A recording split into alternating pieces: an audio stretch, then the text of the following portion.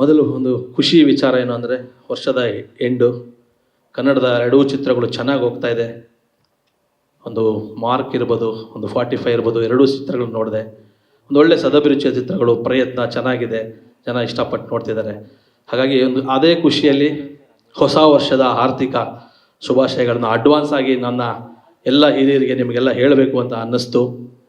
ಆ ಒಂದು ಖುಷಿಯಲ್ಲಿ ಇವತ್ತು ನಾನು ಒಂದು ಥೀಮ್ ಮೋಷನ್ ಪೋಸ್ಟನ್ನು ಬಿಡುಗಡೆ ಮಾಡಿ ನಮ್ಮ ಟೀಮ್ ಜೊತೆ ಮತ್ತು ನಿಮ್ಮ ಜೊತೆ ಒಂದು ಹಂಚ್ಕೋಬೇಕು ಅಂತ ಈ ಒಂದು ಚಿಕ್ಕ ಒಂದು ಕಾರ್ಯಕ್ರಮ ಮಾಡಿದೆ.